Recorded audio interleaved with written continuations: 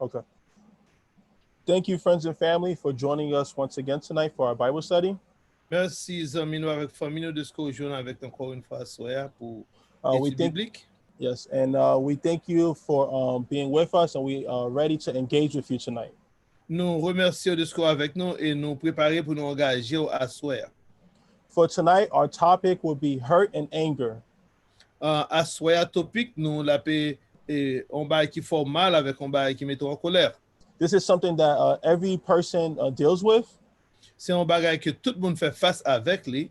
So we are prepared and we are ready for your engagement with this topic. Et nous préparer pour nous engager dans étude topic ça. We ask that you may please continue to share the Bible study on all of our platforms. Nous demandons que vous toujours continuer et préparer et partager études bibliques ça dans toute plateforme qui gagne. You can let your friends and family know that they could join us on Facebook, YouTube, and on our prayer line. Ou ka des amis ou avec famille yo, rappelez que vous pouvez joindre avec nous sur Facebook, sur YouTube, avec sous ligne de prière nous. And during the discussion throughout the entire night, you can send in your questions. Au cours de discussion et pendant toute discussion qu'a fait pendant toute étude là, ou ka voyer questions yo vini. And as soon as your questions come in, we will try to get to them right away. Et aussitôt que question vini, on va essayer à la directement. Okay, we're going to pray in before we turn it over to Pastor Jacob. Nous allons prier pour nous passer micro avec Pasteur Jacob. Lord God in heaven, we thank you for the honor and the privilege it is to be together discussing your words tonight. Papa, nous qui dans cela, nous remercions pour l'honneur que nous gagnons pour nous discuter parole ou assoir dans l'étude biblique ça. We thank you for all of our family and friends who have joined us tonight. Nous remercions pour toute famille nous avec amis nous qui joignent avec nous assoir. We thank you for the preparation done by Pastor Jacob. Nous remercions pour préparation que Pasteur Jacob fait. And we ask that you may use him tonight to teach your word and to teach your people. Nous demandons qu'on utilise lui assoir pour enseigner parole et pour enseigner peuple. Please let us be able to listen intently and apply what we've learned tonight. T'en prie, permettre que nous entendons, nous suivre avec intentionnalité pour nous apprendre et pour nous méditer parole et pour nous méditer pour nous propager parole. In the name of your precious son Jesus Christ we pray, amen. Au nom de petit de Jésus-Christ que nous prions, amen. Okay, we're going to turn it over to Pastor Jacob and I will be waiting for your questions. Okay, we want to thank Brother Paul. Nous remercions Frère Paul. Not only for the words of introduction, but also for his prayer. Non seulement pour mot d'introduction, mais également pour prière. Tonight, we're going to take a topic which I feel it's a very common topic. À soir, nous parlons pour un topic que nous croyons que c'est un topic qui est extrêmement important.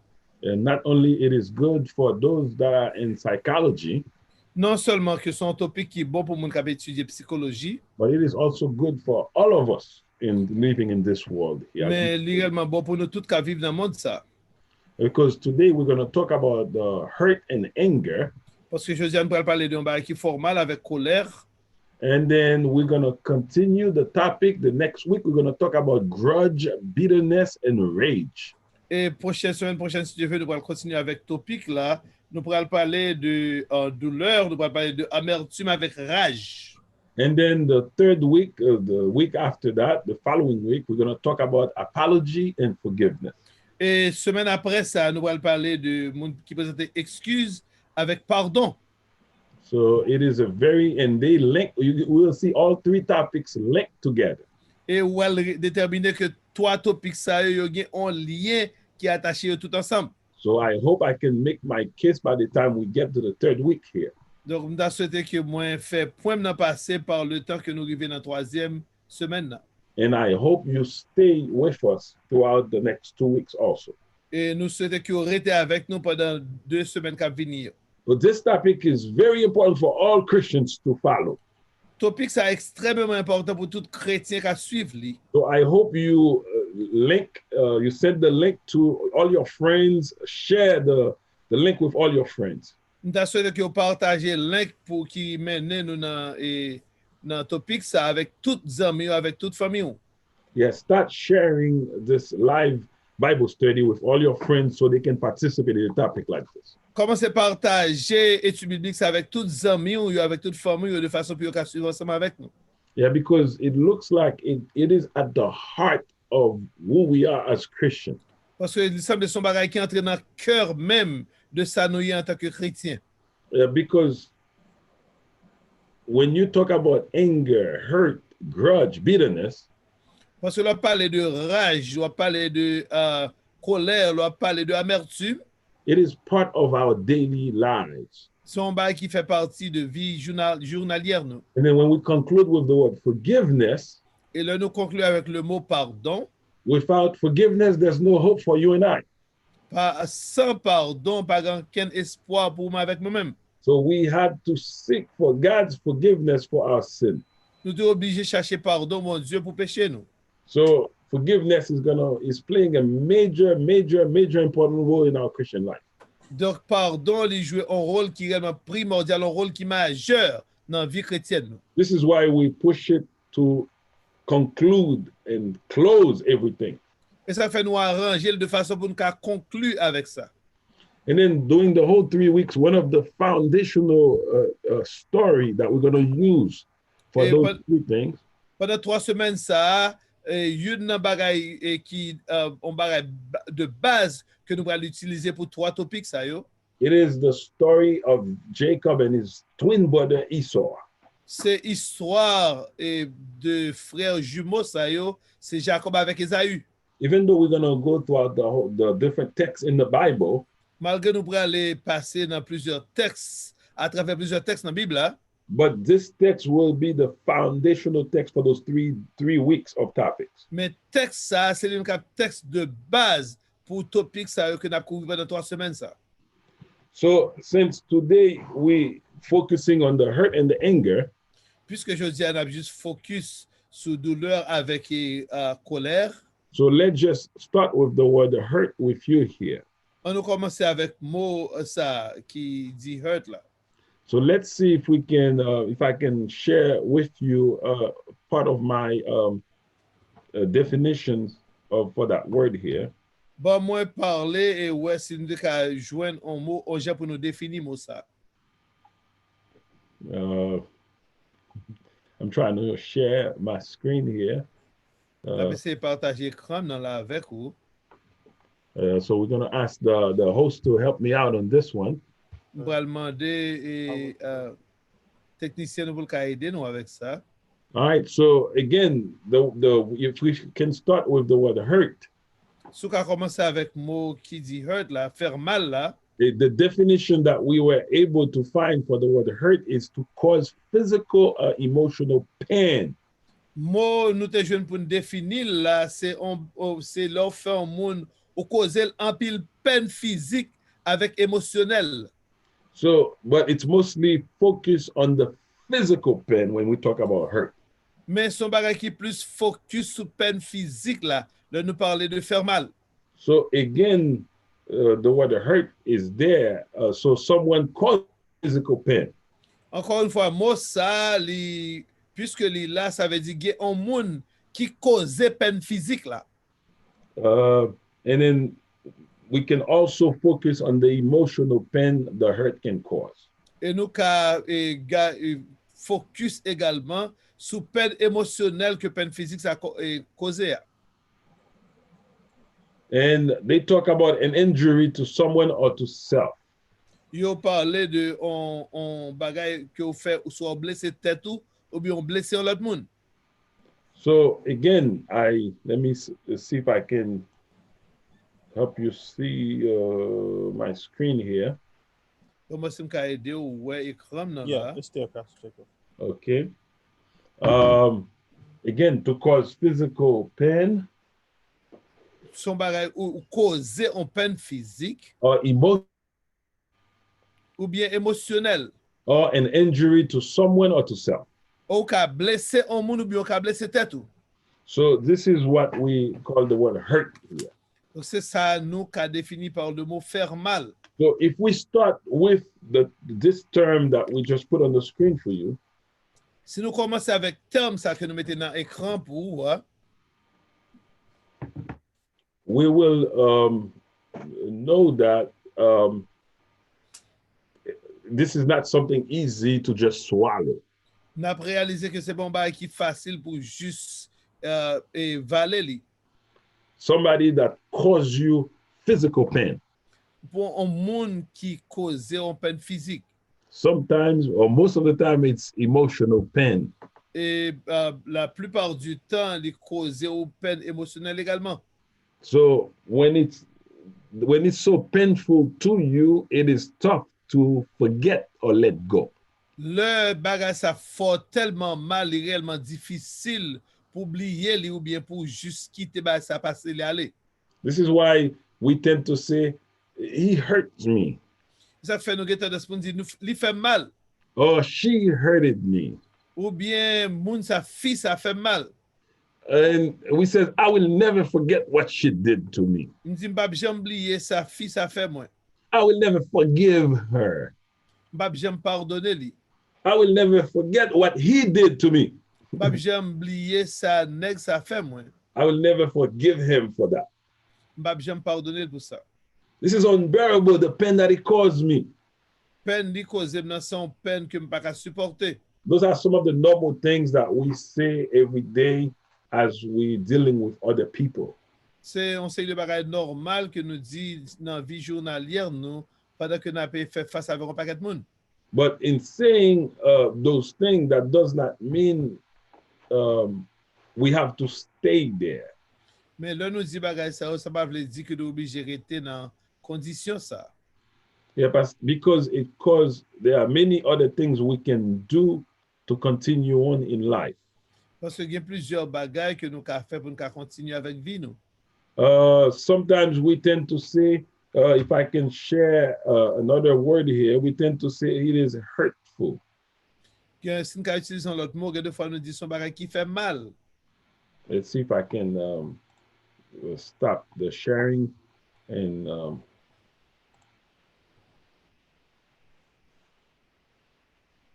let's see, because I'm having some trouble in doing it this time here.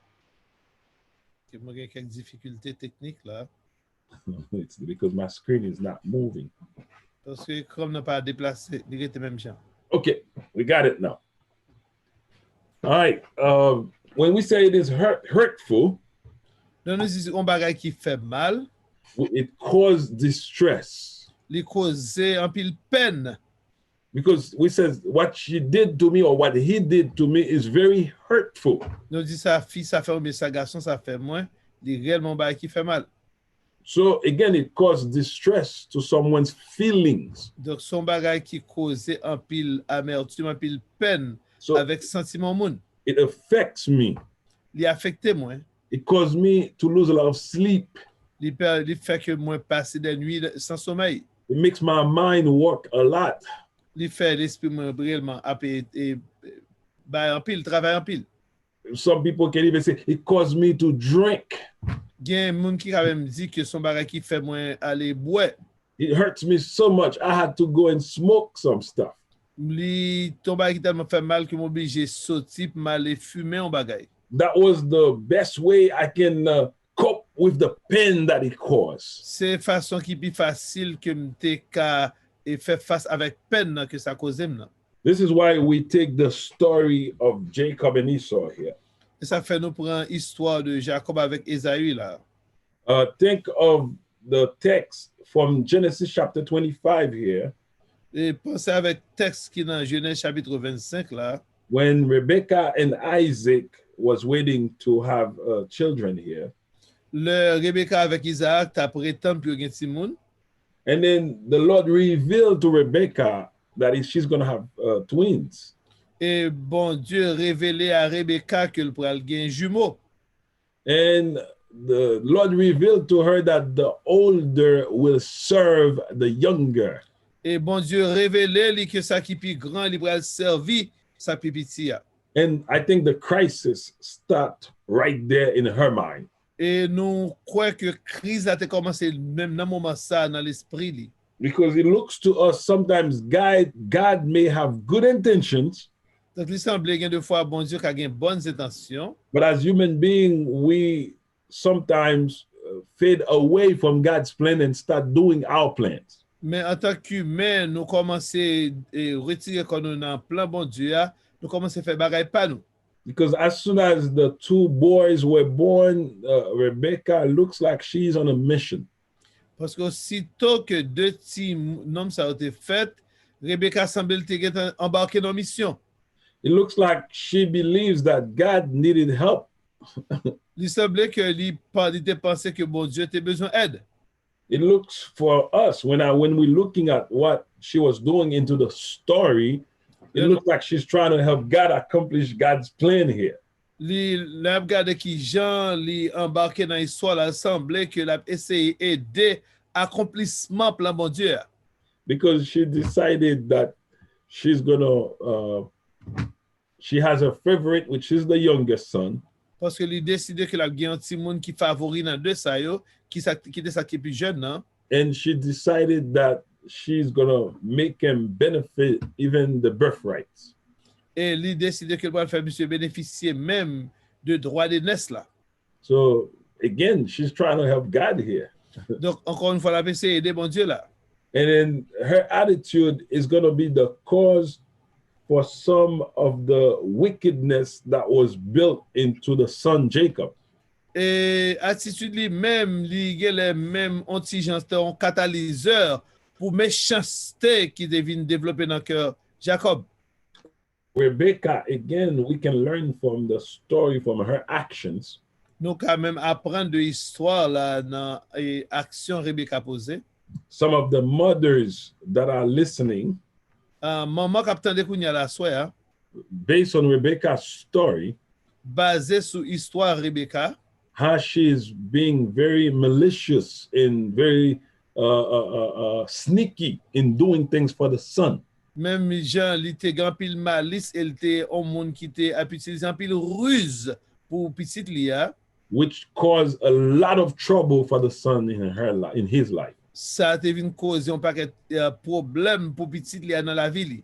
And the fathers can also learn from what Jacob was doing that way, what Isaac was doing that was wrong also. Et papa yo aswa yo ka apprendre de ça Isaac t'a fait qui pas bien également. Because both of them had a favorite son there. Parce que yo chaque te gon petite favori dans de ti moun sa yo. And then they had their preference and they were doing things for the other one that they were not doing for one. Et yo te gen préférence yo si bien que yo te ap aider une mais pas aider tous les deux. So they caused more tension and more conflict among the two brothers. Donc yo causé plus tension avec plus conflit entre deux frères ça yo. So it looks like those two brothers never had really a very good relationship. Donc les deux frères ça pas jamais développé une bonne relation. It was one out to get the other. Il y a une qui t'a essayé aussi de gagner le dessus sur l'autre là. So one is favorite to the mom, the other one is favorite to the dad. Il y a une qui était petite favori maman, l'autre était petite favori papa. So we have to be very careful as we're raising children with that mindset and attitude. Nous-mêmes qui parents, faut prendre pile précaution pendant qu'on appelle petit monde pour pas développer état de pensée ça. Okay, now as they going up to be young men now. Qu'on y a pendant que deux petits monde ça développé pour venir des jeunes garçons. And then the plot or the plan was to find a way to get the youngest to lead the olders. Plan c'est pour faire et puis jeune qu'a venir diriger puis grand. The youngest to dominate over the olders. Pour que ça qui petit allait dominer sur sa plus grand. And again, that was a revelation from God. Encore une fois, c'est une révélation de Dieu. God told Rebecca that the youngest will dominate over the oldest. Bon Dieu t'a dit Rebecca que sa plus jeune elle pourra dominer sur sa plus grand. But God never told Rebecca to help me out. Mais bon Dieu pas jamais demandé Rebecca pour l'aider lui. So again, we have the tendency of doing that ourselves as human beings. Encore une fois, en tant qu'être humain, nous avons tendance pour nous faire ça. We can get from this right there. Donc, c'est une leçon que nous pouvons apprendre de ça dans le moment ça. Even though you may be living in God's plan today, Même le ou ka apé vivre dans le plan bon Dieu aujourd'hui, you can still make a mistake. ou ka toujours fait erreur. So you have to be careful to be dependent on God when you are living in his plan. Donc, faut sûr que toujours été dépendre de bon Dieu, là, vivre dans le plan. Ni. Do not allow your human strategies or intelligence to deviate you from God's plan. Pas permettre que vous utilisez stratégie humaine qui faut dévier de plan bon Dieu. God will, let me give you one big phrase here. Bon, en gros phrase là. God will use us to accomplish his plan. Bon Dieu a utilisé nous pour accomplir plan ni. But God does not need our help to accomplish his plan. Mais bon Dieu pas besoin d'aide nous pour l'accomplir plan ni. So I hope you can get this message here. Donc, je souhaite que tu apprennes message ça. God will use to accomplish his plan. Bon Dieu a utilisé ou pour accomplir plan ni. God does not need our help to accomplish his plan. Mais bon Dieu pas besoin d'aide nous pour l'accomplir plan ni. Because most of the time as human beings, we tend to do sneaky, tricky stuff to get things done. Parce qu'en tant qu'être humain, de fois, nous essayons de faire de subterfuge pour nous faire bagaille marcher. God is not a God to lie. Bon Dieu, pas un bon Dieu pour mentir. God is not going to be sneaky with anyone.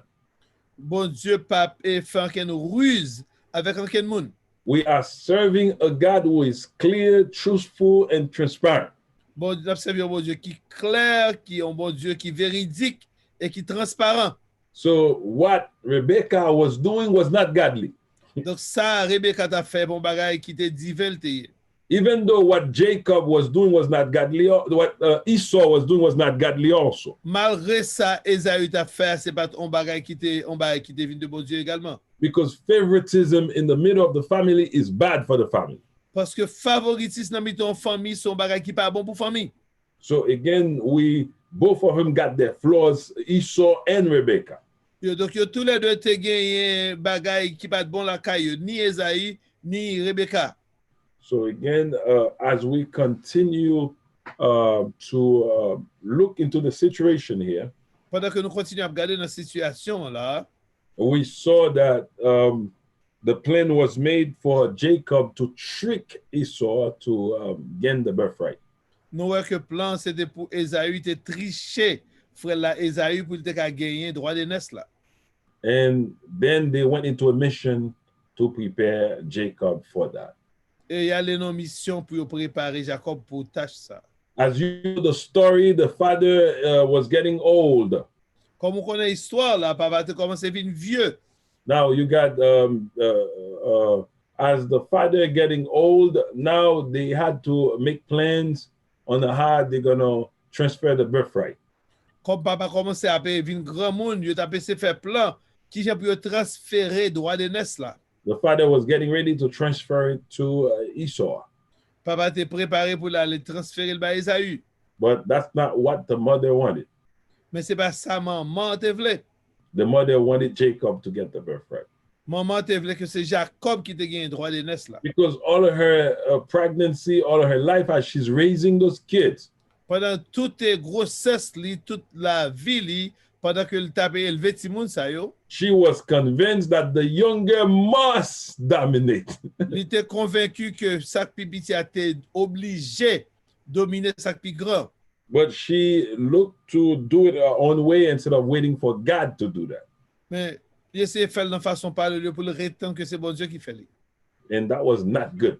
Et ça va être bon. We do that a lot in our lives. Nous faisons ça en pile dans la vie, nous. We do a lot of things we don't wait on God. Nous faisons pas quel bagage, mais nous pas rétendre, bon Dieu fait travail là. Sometimes we tend to become impatient as human beings Quelquefois, nous réellement très impatients en tant qu'être humain. because our schedule is not God's schedule. Parce que horaire, nous, c'est pas horaire, bon Dieu. Because God is following a different time zone sometimes. Parce que des fois, bon Dieu, c'est dans l'autre temps que lié avec l'autre zone que lié. There's a sense of delay. Bon sens de délai dans Jean, bon Dieu, opéré. But as human beings, we tend to go for instant gratification here. Mais en tant qu'être humain, des fois, on a cherché gratification instantanée. And that's not God. Mais c'est pas comme ça, bon Dieu, opéré. So now Jacob went through with his plot with his mom. Donc, bon, Jacob allait avec un plan et subterfuge qu'il a essayé de faire avec maman. and then he received the birthright. Et monsieur recevoir droit d'aînesse là. Now, when Esau came into the house and realized Jacob already received the birthright, Le Jacob vient la caille, là, il réalisait que Jacob a gagné droit d'aînesse là. even though Esau knew what was coming because he already made plan and accepted the bet for the food, to give me the food, I will give it to you. Malgré Esaü était déjà connu ça qui pas arrivé parce qu'il était gagné temps vendre droit d'aînesse là avec plat manger qu'il était accepté dans Jacob là. But it looks like he was in denial. He did not realize the plot that was going on in the background. Il semblait que monsieur était venu dans un point côté monsieur était dans denial, il pas réalisé que et comme ça va le passer pour lui. If I go deep into the text, it looks like Esau did not even know if that was possible. Il semblait même que et si m'ta anti-Jean extrapolé dans le texte, ça semblait que Esaü peut même penser que son bague était possible. So it looks like at the moment he wanted to trick Jacob. Il semblait que dans le moment ça était plus envie et font truc sur Jacob. So it looked like both of them was looking for trick to get each other. Donc il semblait que voler. I like the Creole. So, yeah, because Esau thought, I can eat the food. He thinks he's going to get the birthright. There's no way my dad going to do that. Donc Jacob et Esaü pensaient le pral manger et il a bien droit de naître là sous tête ça encore parce qu'il pas jamais pensé que papa t'a fait bail comme ça. He will say that my dad loves me. Monsieur pensait que monsieur dit papa me remet moi. My dad loves me more than you. Papa me remet plus que vous même. And my dad knows he's preparing all my life for this for me. Et moi connais papa et après fait toute vie la préparer ça pour moi. And based on our tradition, he cannot be transferred to somebody else still alive. Et basé sur tradition, nous pas qu'à transférer droit de naissance avec l'autre monde autre que moi. So I'm still alive, so no matter what, it's gonna be mine. Donc moi toujours vivant, donc quel que soit circonstance, c'est pour moi droit de naissance là. So I can play around with you with that plate of food. Donc on peut faire jouer avec ou avec plat de manger ça. So Esau might have been playing to trick his little brother. Donc Jacob et Esaü a fait plan pour tricher frère là Jacob. But he did not know how smart and sneaky the little brother was. Mais il pas de connaît qui gentil frère son qui était astucieux. He did not even know if the little brother had that serious help in the background from the mom. Il pas de connaît même connaît si petit frère te gagné en maman ni pas derrière qui t'a essayé épauler ça t'a essayé faire. So the little brother was not by himself. Et petit frère pas pour compte lui. He had help. Il te gagne aide. So again, it just shows you the dysfunctional family conflict that exists there. Donc ça montre qualité dysfonctionnalité qui te gagne dans famille ça. But that's not my topic for today here. Mais c'est pas topic pour aujourd'hui. All this I give you to give you a little background. Tout bagay c'est en bas ou à moins bas ou yo pour on sorte de si vue d'ensemble. So another day maybe we'll cover the dysfunctional side of that family. Peut-être non l'autre jour n'a couvrir côté dysfonctionnel famille ça. But today we want to cover the hurt that happened to Esau when he realized this is real. Mais je dis à nous voulons couvrir peine qui était dans cœur Esaü, il a réalisé que ça on va qui était fait pour tout bon. All that child's play becomes real play now. Toute qualité de jeu d'enfant d'affaires vit non bagay qui réel. This is not a joke anymore. Donc c'est bon jouer ça y est encore. So Esau becomes devastated. Esaü vient réellement dévasté. He felt he was tricked by his little brother. Monsieur réalisé que petit frère là t'es joué lui. He was tricked by his little brother to gain the birthright. Si frère a été réellement joué lui de façon pour te gagner droit de naissance là. So I do not know if out of respect for the mom that they never mentioned that he went after the mom. Par contre c'est à cause de respect pour maman ni que la Bible pas jamais mentionné que monsieur est allé derrière fait maman ken bagay. Because culturally they have to have high regards for the parents. Parce que culturellement, ils sont obligés de grand pile respect pour parents yo. But if it was today and age today, Mais s'il était un bagage qui était fait dans âge jodi, dans temps jodi, I guarantee you, not only he will go after to kill the brother, on garantit que non seulement t'as pas le pour la tuer frère. if he did not find the body, I guarantee he will have go after killing the mom also. S'il pas de jouer un frère, on garantit que t'as le pour la tuer maman tout. Because when the dad explained the whole story, Parce que le papa expliquait toute histoire là, how Jacob was dressed up as Même- Esau, comme Jean-Jacob était habillé comme si c'est Esaü, il était. Esau's clothes, Il te mettait rad Esaü. make it, even his skin become as hairy as Esau. Il mettait plume sous peau, monsieur, même avec peau Esaü. So when the dad touched, so they can feel it's Esau. Le papa rien pour qu'il senti que c'est même avec Esaü. Even though the dad was a little confused because he was blind at that time, Bien que papa soit mon qui était un petit jargon de confusion parce que il était aveugle dans le temps ça. he realized there were some of the stuff where Esau, some were not doing the process. Pendant le processus, ça, monsieur, un petit jargon prémonition que il y a quelques nombres qui Esaü, il y a quelques là-dedans qui pas Esaü tout. But at the same time, he could not do much because he was blind, he could not see. Mais à la fois, monsieur pas de faire pile bagaille parce que il était aveugle, il pas de ouais.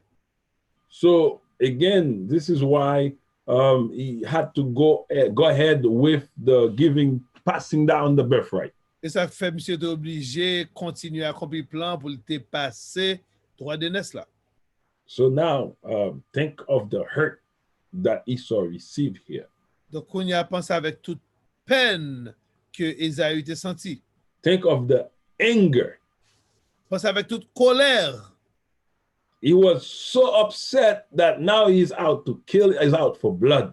Monsieur était tellement fâché qu'on a monsieur Alde tué frère là, Alde sang. So when the mom knew what was coming, Le maman connaît ça qui va passer. the mom already prepared Jacob to send him away, far away, to go Maman- hide. Maman était en préparé pour le voyer. Jacob a très loin le caché. So it looks like Esau was already a man that has an army with him. Donc il semble Esaü semble un homme qui était déjà une armée avec lui. He had a bunch of servants that was already working with him. Monsieur était un paquet de serviteurs qui étaient déjà travaillé avec lui. So he was truly a leader from that at that point there. Donc monsieur était déjà un leader dans le moment ça. It looks like he was the one taking care of the family Il semble que c'est monsieur qui prend sa famille. because the dad is blind. He's taking care of all the garden, the animals. He's taking care of everything. Donc, parce que papa était aveugle, et monsieur qui prend soin tout est travail dans le champ, yo, tout bétail, tout bagaille. So Esau was the man. Donc c'est Esaü qui était le nom principal là. So again, if he wanted to eliminate the mom, he had all the reasons to do it. Si monsieur était besoin d'éliminer tuer maman, il était toute raison de faire ça. But the text shows that his anger is only toward the brother, never mention anger toward the mom. Mais le texte a montré que toute colère monsieur yo, il était réellement reposé sur frère, il n'a pas jamais reposé colère là sur maman.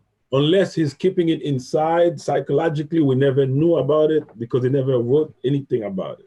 À bon que monsieur Kembe bagaille ça en dedans et psychologiquement le Kembe li, parce que le texte n'a pas jamais mentionné qu'un bagaille sur ça. But we know the mom's life is not going to be as easy as it was before. Mais nous connaissons que vie maman pas jamais aussi facile que le était avant ça. Especially the father was soon to die. Et spécialement avec papa qui était prêt pour la mourir. So again, this is serious. Encore une fois, c'est un bagage qui est sérieux. So think what hurt can do. Et c'est imaginer qui sa peine avec douleur qu'a fait. This guy was so upset that he wants to kill his own brother now.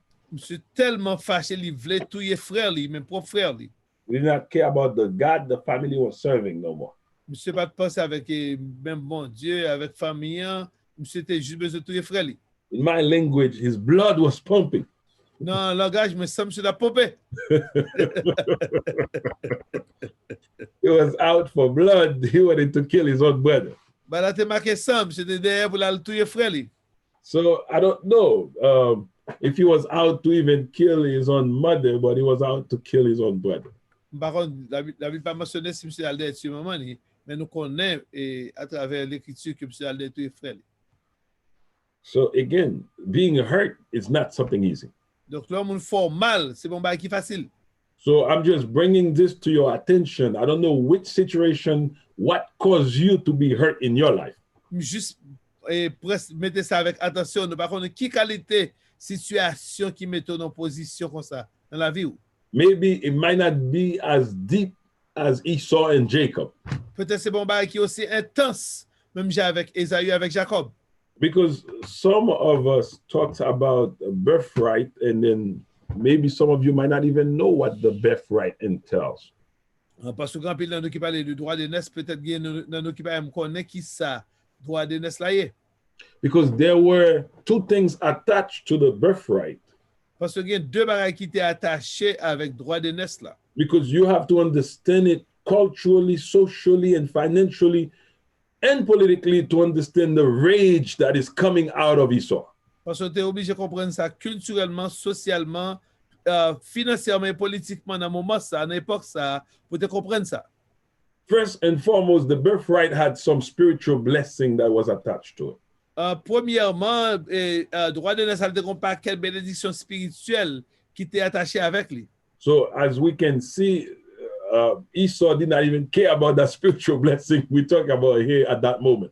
Comme nous réalisons, Esaü va même fatigué pour bénédiction spirituelle qui était attachée avec ça pour le moment. So that was one of the first things that was passed down in that blessing. C'est une bagaille qui était passée dans bénédiction ça. But there were also earthly blessings that had to pass down to that descendant. Mais conseil de bénédiction terrestre qui était partagé également avec descendants dans le droit de naissance là. Remember, everything was coming from Abraham. All the family of this earth will be blessed through you, through your descendants. Pas oublier que bagaille ça commence avec Abraham, côté bon Dieu dit lui, toutes les familles de la terre seront bénies en toi. So Abraham passed that birthright to Isaac. Donc Abraham passait droit de naissance là avec Isaac. So Isaac's responsibility is to pass it down to Esau. Job Isaac c'est pour le passer li by Esaü. So now instead of they skipped Esau and then he went down to the next generation, which was Jacob. Mais yo sauté génération Esaü, il a passé avec l'autre génération qui génération Jacob. It is a blessing where Esau was supposed to be the primary person, the king, the person all the whole world will be blessed to. C'est un bagage qui est réellement tellement important que Esaü t'a vu une personne dominante là, côté toute l'autre famille de la terre t'a béni en lui-même. It is a blessing where he will not be lacking of anything. Son bénédiction côté monsieur pas t'a manqué rien. He will be rich financially. Monsieur t'a riche financièrement. He'll be rich spiritually. Spirituellement. So nothing will be lacking for Esau if he received that birthright. Monsieur pas jamais manqué rien dans toute reste ville s'il te recevoir droit de naissance. He knows the history. Monsieur connaît l'histoire là. He knows what happened with Abraham and Isaac. Monsieur connaît qui s'est passé entre Abraham avec Isaac. So he knows he's supposed to be the next in line. Donc monsieur connaît c'est lui-même qui était descendant trône. Now they skip him. Kounya yo sauté monsieur. This is serious. C'est sérieux. As you know, as you can see, the people of Israel, they call the people of Jacob. Jacob is Israel. Comme nous réalisons peuple Israël là, yo relé par non Jacob. Yo dit le peuple d'Israël de Jacob. So they did not say the people of Esau. Yo pas dit le peuple d'Ésaü. His name, the people don't even care about his name anymore. Moun pas même fatigué pour non ni encore, non pas d'importance encore. Because the birthright was not transferred to him. Parce que droit de naissance va transférer à lui-même. It was transferred to Jacob. Il est transféré avec Jacob. So because it was transferred to Jacob, parce que il est transféré avec Jacob, Jacob has the 12 tribes of Israel. Jacob devient père des 12 tribus d'Israël. So the whole nation of Israel is based on the name of Jacob. Toute nation Israël là, li bâti sous nom Jacob. It was based on the birthright that Jacob received instead of Esau. Li était basé sur droit de naissance là que Jacob te recevoir au lieu d'Ésaü. So think of that blessing that Esau lost, that he saw that was supposed to be his. Et c'est imaginer bénédiction ça que Ésaü perdu ya, qui était supposé revenir à lui-même non. It is a blessing not only spiritually but also more importantly to Esau, that financial earthly blessing. C'est pas non seulement une bénédiction spirituelle, mais c'est une bénédiction financière et terrestre qui devient avec lui. He knew if he received that birthright, all his descendants will be rich. Ce qu'on a s'il te recevoir droit de naissance, que tout descendant lui est riche. Not only rich, but filthy rich. Non seulement riche, mais est réellement riche jusqu'à satiété. Because everything, the person with the birthright, everything you touch will turn into gold. Parce que l'heure où gagne droit de naissance là, toute bagaille ou moyen, il vient tourner l'or. This is what happened with Jacob here. Et ça qui passe avec Jacob. If you remember, Jacob went to his father-in-law's, was it Laban's house? Sous son Jacob dans la maison beau-père qui était là-bas. Everything Jacob did there, he was blessed. Et dans toute bagaille que monsieur était moyen, il était prospéré. Because everything multiplied. Parce que toute bagaille était multipliée. Because the birthright is with him. Parce que droit de naissance là était sous lui. The blessing was with him. Bénédiction était avec monsieur. So everywhere he goes, the blessing will go with him. Quel que soit côté monsieur aller, bénédiction marchait avec lui. That's what Esau lost. C'est ça Ésaü était perdu. So Esau was hurt. Donc Ésaü était réellement et monsieur était réellement fâché. And he had a great deal of anger toward his brother. Et monsieur était grand pile rancune contre frère là. So this is why we talk about hurt and anger today. Et ça fait nous parler de rancune avec colère jeudi. So again, as you are preparing to ask questions, Encore une fois, pendant que préparé pour poser question, in 5-10 minutes, I'm going to be opening for questions. dans 5 à 10 minutes, m'a ouvrir pour nous accepter question. So if you have any questions, you can start asking them now, sending them in now. Si vous avez quelle que soit question, commencez à poser au kounya. If you are on YouTube, you can still ask the questions. Sur YouTube, vous pouvez toujours poser question. If you are on Facebook, you can still ask the questions. Sur Facebook, vous pouvez toujours poser question. And if you feel the topic is interested, link it to call on, share it with your friends. Et si vous sentez que le topic là intéressant, partagez-le avec vos amis. And as we go to the next topic, it's going to be even more interesting. Et pendant que nous allons traverser notre topic là, plus intéressant toujours. Again, I don't know what your friends in the past, old friends, former friends, current friends did to you that hurt you so much. Nous par contre qui ça amis que vous avez gagné ou bien mon famille ou frère qui est fort mal en pile. I don't know what your girlfriend or boyfriend did to you that hurt you. Par contre qui ça girlfriend ou bien boyfriend ou fort qui réellement fort mal. I don't know what your husband or your wife did to you that hurt you. Par contre qui ça mari ou bien madame ou frère qui réellement fort mal. But all of us, at one point or another, suffered some hurt.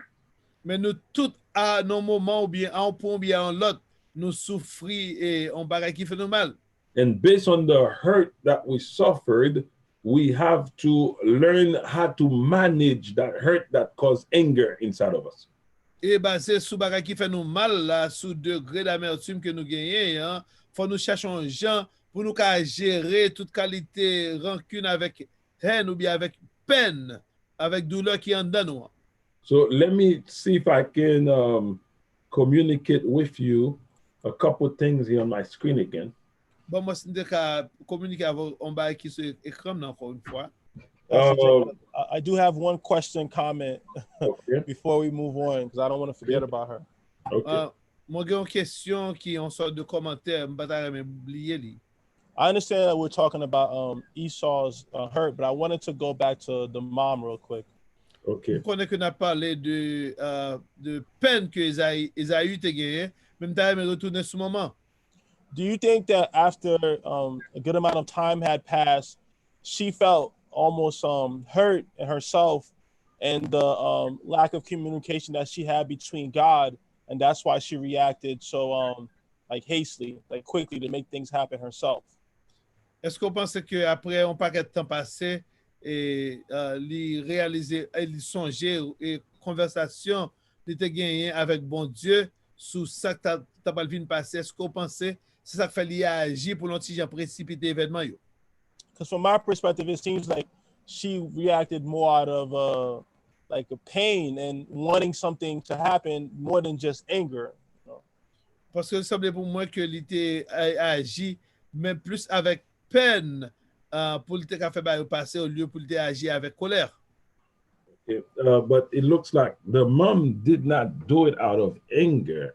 Yeah. The mom did it out of being sneaky and trying to accelerate God's plan. Maman va faire bagay ça avec colère, elle était plus fait pour accélérer plan mon Dieu. The one that generate anger is Esau that suffered the loss. Moun qui te gen colère là, c'était Esaü qui était triché, qui était souffri perdre ça. But the mom, I can say, if we look at the story the right way, si nous regardons l'histoire là dans vraie façon ni, maybe she regretted what she did. Yeah. Peut-être li regrette ça le faire. Because now she's going to die to never see the son again. Parce que kounya li pral mourir, il pa jamais petit li te remet encore. And that was her beloved son. C'est petit ça, un petit préféré le dit. Now she's going to die, she never see him again. Li pral mourir, pa jamais ti moun ça encore. To me, I think that's one of the curse that she received from what she did. Pour moi, c'est une malédiction qu'elle te recevoir pour ça le faire. Because she's going to die and she can never see that son. To me, that hurts her. Parce que li pral mourir, pa jamais ti moun ça encore pour moi-même, son ba qui te cause l'empile peine. And at that time, I'm not even sure if she knew he was alive. Et dans moment, dans temps, ça m'a même connaît, m'a même penser que s'il te connaît, si moun sa te vivant toujours. He doesn't know what's his future. She doesn't know anything. Li pa connaît rien de futur, li pa connaît rien de ça qui a passé dans la vie de moun sa encore. Because the things that she was putting together was for him to benefit everything the father left. Parce que ça t'a fait pour monsieur te ka bénéficier de toute bagaille que papa t'a quitté. Little she knew. Li pa même connaît même. Because God had planned for the whole world, not that little thing the father was leaving. Li pa même connaît si bon Dieu te grand plan qui était plus global, te grand plan mondial, mais pas plan petit bagaille ça que papa t'a quitté. God somehow will have done something else with Jacob. Son façon ou d'une autre, bon Dieu t'a fait un bagaille qui est différent avec Jacob. Not the way Rachel had planned. Non, pas de façon que Rachel te planifié là. To me, Rachel's plan fulfilled partially, not fully. Pour moi-même, plan Rachel là, li accompli partiellement, et plan Rebecca accompli partiellement, et pas complètement. Thank you for the correction. The plan of the Rebecca. Thank you. Yeah. The reason I'm saying this is because Jacob, right, was supposed to inherited everything the father left behind. Parce que Jacob était supposé hériter toute bagaille que papa t'a quitté. So because he ran away, à cause du fait que monsieur courit, il prend la fuite. So everything belongs to Esau. Toute bagaille appartenu à Esaü. That culturally, socially, for the community, they already approve Esau as the birthright son. Donc, culturellement, socialement, dans la communauté, la société a déjà approuvé Esaü comme monde qui a droit de naître là. Even though Isaac might die, but Esau had to take care of the mom until death. Malgré que Isaac t'a pas mourir, mais Esaü était obligé de prendre son maman jusqu'à la mort. So Esau was the person managing everything the father left behind. Donc c'est Esaü qui t'a géré toute bagaille que papa t'a quitté derrière. Jacob ran away, so he had nothing. Jacob te couru aller, il pas joué rien. I said, nothing or nothing. Pas de rien. We have Jack. So he ran away with nothing. So now he had to start over. Monsieur allé avec les deux mains vides, donc il est obligé de recommencer. So the question I can ask, I do not know if Rachel knew the repercussion of that blessing. Donc, question que je vais poser, c'est je ne connais si Rebecca te connaît toute répercussion, bénédiction ça. Yeah, because I kept saying Rachel, maybe Jacob and Rachel, you know? So I don't know if Rebecca knew the whole repercussion of that blessing. Nous ne connaissons pas si Rebecca te connaît toute répercussion, bénédiction ça. Because the blessing was with Jacob as he ran away. Parce que bénédiction ça t'a accompagné et Jacob même pendant qu'il prend la fuite là. Even though he lost what they were able to see with their eyes locally, malgré monsieur perdu, ça Rebecca te ouais dans l'esprit là avec yeux li, localement. Because if you ask me, I think Rebecca was doing everything because she thought Jacob was going to get everything the father left behind. Sûrement de je pensais que Rebecca te pensait que Jacob t'a pral hériter toute bagaille que papa Isaac t'a quitté d'elle. But as she was making plans, mais pendant qu'elle a fait plan, so maybe she did not know the full repercussion. Peut-être qu'il pas connaît toute répercussion décision. Non? So again, part of it was lost. Donc encore une fois, on partit dans bagaille que t'es perdu. But Jacob gained a lot more than what was lost. Mais Jacob te vinn gagner beaucoup plus que ça t'es perdu là. And you will see that at the end of the story when we get to forgiveness. Que et on peut ça dans fin histoire là, le niveau dans pardon. So again, I don't know if I answered the question because the question was as far as Rebecca. Donc, par contre, si me répondre question parce que question c'était un bagage qui te gain rapport avec Rebecca. Rebecca, what Rebecca did for the son Jacob. Ça Rebecca te fait pour petit li à Jacob. So you want to repose the question to make sure I got the answer right? Donc, je vais reposer la question, et frère Paul, pour ceux qui répondent question. Yes, that was correct. I do have another question for you. This one is on our Facebook page. I think we'll get to this just looking at your outline, but I still want to ask you now if you would like to address it now, though. Nous avons une question sur Facebook. Nous connaissons, nous allons arriver sur les pieds devant, mais nous avons demandé si vous avez posé la question quand même pour si vous avez répondre. Okay, so the question is from Vanya on Facebook. Okay. Question c'est de Daniel. Daniel qui pose la question sur Facebook. You said Daniel or Vanya? Vanya. Oh, Vanya. Sur Vanya. Yes. Okay, so it's basically, the gist is, if you approach someone who's hurt you, you know, and the person denies the hurt that they caused you, how do you go on from that? You know, if you're communicating the hurt and you approach the person and they don't see it the way you saw it, how do you deal with that? Question c'est si on moun formal et approcher moun pour faire moun connaît que le formal et moun pas ouais bagay yo, pas réaliser que le formal, Jean expliquer li a qui Jean pour faire face avec ça, qui ça pour faire? Yeah, we're going to cover some of the things in there, but what you can do before I get to my material, but I can say a couple of things here on this one. Avant de montrer le matériel, moi, je vais même répondre à une question en dehors du matériel que je vais couvrir. Because this all happen all the time. Parce que ça sont des qui arrivent assez souvent. You hurt by someone. Un monde formal. And then when you contact the person, they don't see it the same way. Et leur contacter, moun n'a pas ouais même Jean ouais là. And sometimes the person minimizes the hurt and you even feel more hurt. Des fois, moun a même minimisé peine que le faut là et cause plus peine toujours. So again, it's something that we have to deal with first and foremost in prayer. Donc son bagage que nous obligé faire face avec lui primordialement en prière. When you feel someone hurt you, lorsque senti qu'il y a un monde formal, the first thing you do, you got to go to God in prayer. Premier bagage pour faire c'est aller devant mon Dieu de la prière. You don't quickly jump up and go and revindicate yourself.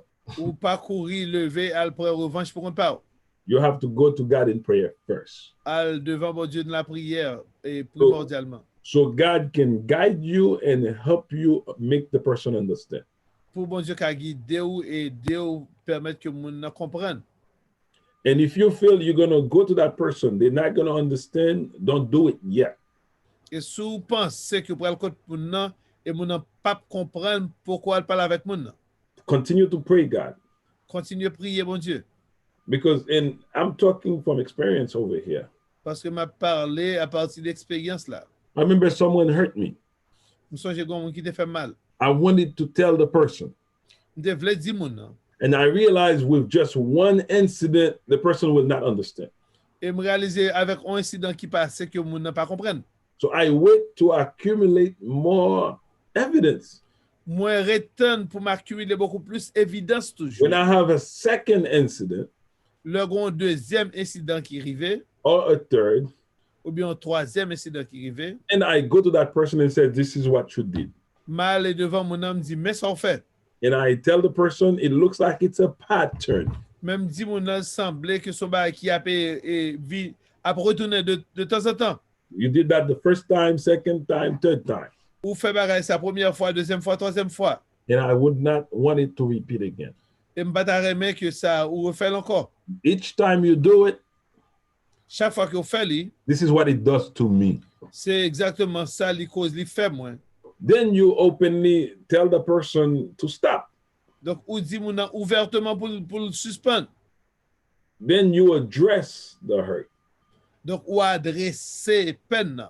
And it goes to my next point on the slide here, which maybe I can share that slide with you. Et ça arrive dans m'ka même sorti dans ça aller dans deuxième slide que moi pour parler avant là peut-être m'ka partager là avec vous. It says communicate the hurt. Il dit pour communiquer peine. Rather than holding a grudge or allow it to thrive. Ou au lieu pour que mon dans cœur ou bien pour quitter bagaille ça pour alimenter peine ça que mon a fait là. You should communicate your feelings to the one who hurt you. Ou obligé communiquer ça au senti avec monde qui fait mal là. So again, I said you can wait for two incidents. Sometimes you have enough first incident. Me dit ou ka retendre un deuxième incident peut-être gain de fois ou ka gain assez documentation dans un seul incident. You don't even have to wait anymore. You can just specially go direct person and have a sit down. Dans cas ça pas besoin obligé retendre encore côté mon directement et chita avec lui parler avec lui. And the thing is, sometimes sitting down with people when you are hurt is not easy. Et ça qui arrive c'est que le ou chita avec un monde pour parler avec lui pendant que mon informal il hurt ou c'est bon pas qui facile. This is why I said you have to go in prayer first. Et ça fait nous dit qu'il est obligé aller en prière premièrement. You have to calm down your anger that caused by the hurt first. Ou obligé calmer la colère ou qui découlait de ça mon enfant là premièrement. Because if you go upset, Parce que si vous allez très fâché, because your attitude in approaching the person that hurt you is very important.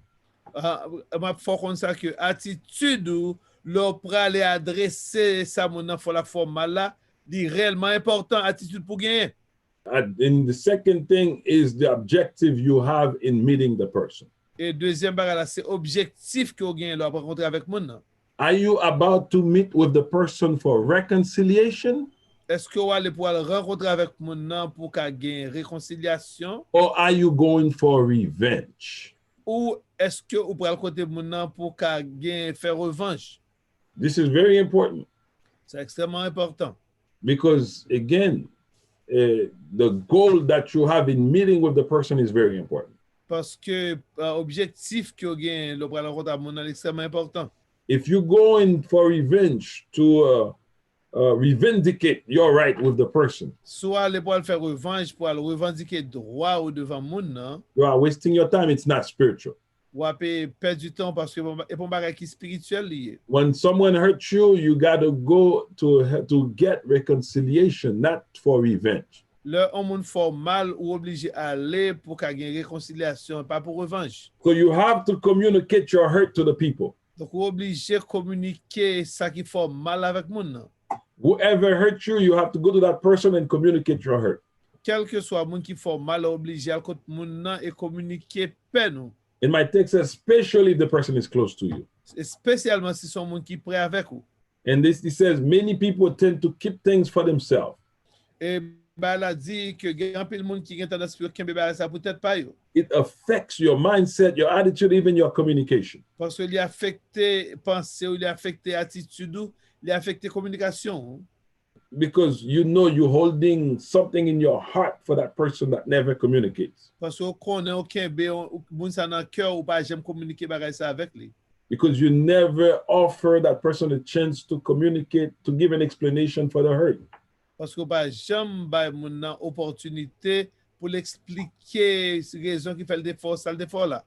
Because you have to make sure that you leave the channel of communication open. Parce que obligé sûr que quitte channel comme moun nan qui jan li font mal. And you have to go with an open mind to receive the explanation why the person did it. Et obligé avec aller avec un esprit qui est ouvert pour ou entendre mon cap pour mon avoir raison qui fait ça le faire. And sometimes again, I'm sorry, the person, if they minimize the situation, they can cause you to be more upset. Et encore une fois, si mon a minimisé ça le fort là, et de fois ça cause plus tort toujours. So again, you may have to be firm and be serious as you communicate your situation. Donc on est obligé de très ferme et très sérieux pendant qu'on communiquer ça mon des fois la veille. If the person trying to play things down, you got to explain to them that you're not here to play, that you are serious. Si mon APC prend ça bien en jouet, obligé faire mon qu'on sérieux ou pas venir sous jouet. And again, we have to realize that we are human. Encore une fois, nous obligé de réaliser que nous c'est humain.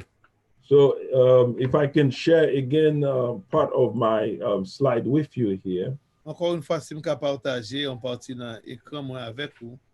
Says, realize that it is only human to make mistakes and most of us don't hurt others intentionally. Et réaliser que des fois l'erreur est du domaine de l'homme et majorité dans nous pas intention pour nous faire quelqu'un mal intentionnellement. So it's not wickedly that we choose to hurt someone. Donc là nous faisons mal c'est pas toutefois que nous faisons ça intentionnellement pour nous faire mal. Unless we are evil. À moins que nous sommes qui méchants. Or unless we are bullies. À moins que nous sommes moun qui a essayé pousser moun au bout de la colère. So again, that's when you approach it with an open mind, you open for forgiveness. Et ça fait obliger à approcher là avec un esprit ouvert, un esprit qui est ouvert pour pardonner. Again, if you go for revenge, you become a coward. Soit aller pour faire revanche ou son monde qui lâche. Because God did not call us to revenge. Revenge is for God, it's not for us. Parce que bon Dieu pas relé pour nous faire revanche. Bon Dieu dit à moi la vengeance, à moi la rétribution. You have to be an agent of reconciliation. Ou obligé un agent de réconciliation. If someone hurt you, si on fait mal, your mission is to go sit and ask and explain your situation. Mission c'est à côté li, chita avec lui, expliquer situation. And look to see if you can forgive that person. And garder dans cœur pour soukager une place pour réconcilier avec lui. The choice is yours to forgive. Choix c'est ou même qui gagne pour pardonner. It doesn't matter if the person minimized the hurt. Il pas même fait différence si on a minimisé ça le défaut là. It doesn't even matter if the person apologized. Il pas même fait différence si on a pas présente excuse. You have to learn to forgive. Ou obligé à apprendre pour pardonner. Because you will learn at the last session that forgiveness is a liberation. Parce que dans la dernière session qu'on a gagné sur sujet ça, ou après réaliser que leur pardonner mon ou libérer tête ou. The more time you take to forgive whoever hurts you, plus temps que vous prend pour ou pardonner quel que soit le monde qui te fait mal là, the more miserable you make your life is. C'est plus misérable à prendre la vie ou. This is why the Bible said, if someone hurts you, go to that person. Et ça fait la Bible dit si un monde fait mal, al côté monde ça. Again, if I can continue to share, it's a time to heal when you go to that person. Parce que le ou al côté moun nan ou aller essayer trancher situation ça avec son temps ou même ou gagner pour qu'a guérir de saleté fort là. See, there are times when the hurt is simply impossible to forget. Il y a des fois bah moun nan fort là son bah qui très difficile même impossible pour oublier. And sometimes even after you forgive the person, it's tough to forget the hurt. Il y a des fois même après ou fin pardonner moun nan kon difficile pour ça pas continuer formal. Because if it's a physical hurt, then it will leave a scar physically. Parce que si son on bagay formal physiquement, la quitter en cicatrice.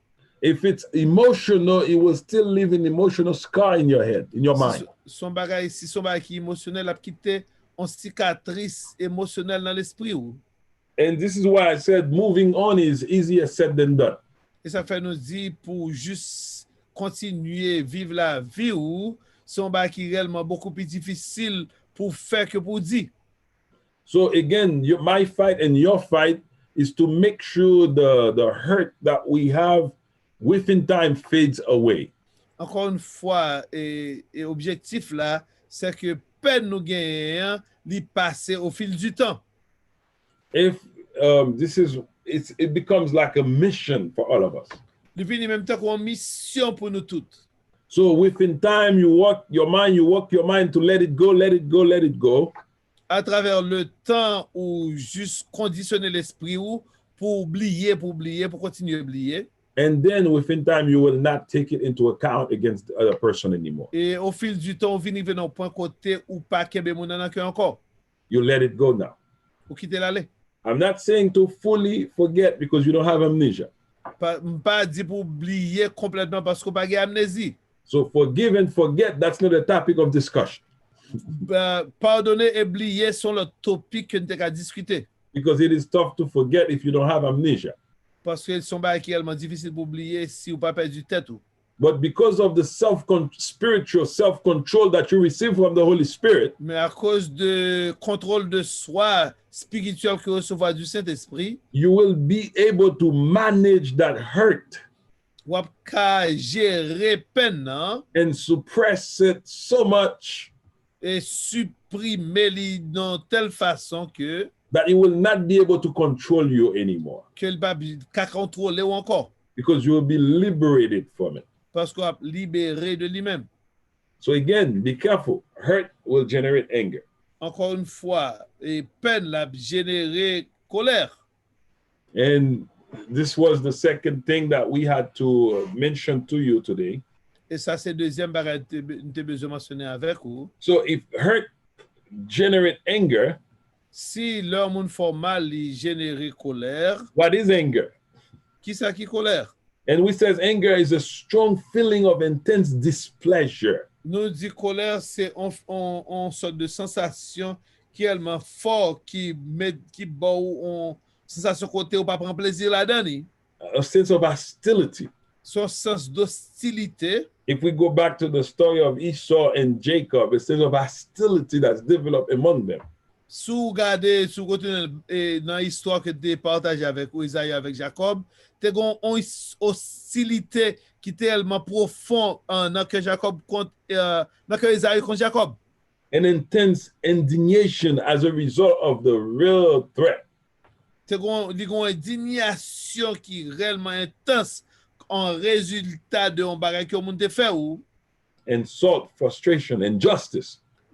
On insulte que moun nan te proféré contre même frustration bien injustice que moun fait ou.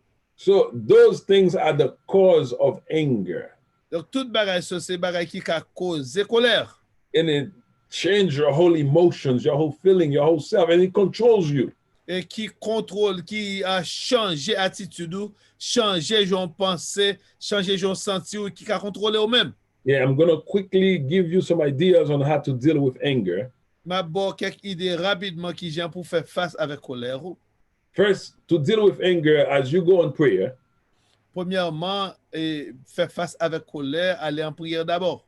While you're on prayer, remember you have been fully and totally forgiven by God. Et pendant que vous priez, songez que bon Dieu t'ait pardonné complètement et totalement. God was upset with you too at one time in your life Bon, Dieu était réellement très fâché contre ou même à un point dans la vie ou. because we were not holy all our lives. Parce que nous pas jamais saint pendant toute la vie nous. So we offended and hurt God many times in our life. Parce que nous offensons bon Dieu et fait bon Dieu mal plusieurs fois dans la vie nous. And acknowledge first and foremost that you hurt God and God forgive you. Et c'est sûr que ou fait ou dit bon Dieu que ou réellement qu'on tes péchés contre lui-même et demander bon Dieu pour le pardonner ou. And when God save you or when God forgive you, not because you deserve it, Et bon Dieu pardonner ou pas parce qu'on te mérité lui. He has freely offered you His forgiveness your whole entire life. Li ba ou le pardon inconditionnel que le ba ou librement toute la vie ou. We know we did not deserve it, Nous connaissons nous pas mériter lui. but God still accept to forgive you. Mais bon Dieu continue à accepter pour le pardonner ou. There's a saying I used to say to some of my friends. Qui un bagay mon connais mes 10 amis moi. If you refuse to forgive others, Sous ou refuser pardonner l'autre monde, which means you have never been forgiven by God. ça montrait que bon Dieu pas jamais pardonné ou. Because when you understand God's forgiveness toward you, Parce que l'on comprend pardon que bon Dieu est ba ou. you will be grateful enough to God to forgive others. Wapé reconnaissant assez à bon Dieu pour qu'à pardonner l'autre monde. So how can you tell me you praying, you can't even forgive others? Qui Jean pour ou dit moi prier les faut pas me pardonner l'autre monde. How can you say you're a Christian, you cannot forgive others? Qui Jean pour faire dire son chrétien sous pas pardonner l'autre monde. How can you say you please God in your life and you cannot forgive others? Ce qui est pour faire dire ou faire volonté bon Dieu, faire bon Dieu plaisir sous pas j'aime pardonner l'autre monde. If you remember in Jesus' prayer Sous son dans prière Jésus-Christ, that He gave to us as an example to follow, que il te ba nous comme un modèle pour nous te suivre. He says, forgive, you ask God to forgive me as I forgive others. Il dit pardonne-nous nos offenses comme nous aussi nous pardonnons à ceux qui nous ont offensés. This is very serious. Ça sérieux. So this is why I stop in this as you're dealing with anger. Et ça fait moins camper sous topic ça pendant qu'on fait face avec colère ou As you're dealing with people who hurt you, pendant qu'on fait face avec monde qui font mal, that cause anger in you, qui cause colère en dedans ou remember God forgive you first. songez que bon Dieu te pardonné ou avant tout. If God forgive you, you have to forgive others. You have no choice. Si bon Dieu pardonné ou obligé pardonner l'autre monde, pas quel autre choix. And then go to God. Secondly, confess your anger to the Lord. Et deuxièmement, aller devant bon Dieu, confesser colère ou devant mon Dieu. So it looks to me, even though someone,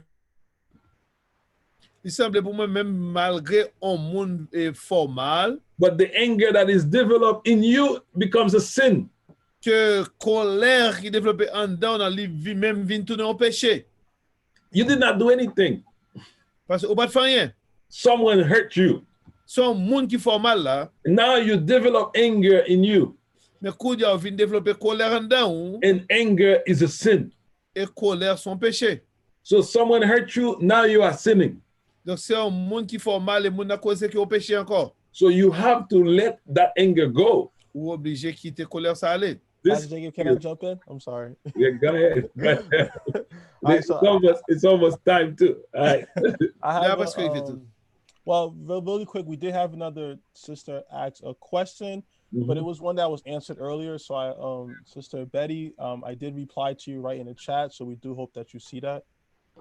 Sœur Betty, ou te pose une question, mais elle t'a adressé déjà. Donc, moi, réponds dans le chat là. And so my question now is about anger. Okay. Question qu'on a, c'est sur colère. Okay, so is anger itself the sin, or is the lashing out in anger the sin? Est-ce que colère en lui-même, c'est péché, ou bien est-ce que c'est leur éclater à cause de colère là qui fait péché? Because I've always seen anger as the emotion. Parce que m'était toujours et colère là comme émotion, hein? And just like, sadness or happiness. M'était colère comme une émotion, même avec tristesse, même avec joie. If you step on my foot I'm allowed to be angry for a second there, right? Si ou met pied sous pied, moi gen droit pour me faire fâcher même pour une minute. But if I didn't react to you or push you over, then how did I still sin? Mais So si m'pas pousser au veau, j'étais qui j'aime péché. Like I've always wondered, are we interpreting that correctly? This is just for me. I've always wondered that. J'étais toujours demandé est-ce qu'on avait interprété li de vraie façon ni. All right, I like this. I like this. All Moi right. remets ça. Yeah, because when someone step on your foot, Parce que là mon pile pied ou, they hurt you. il fait mal. And then that hurt can develop into anger.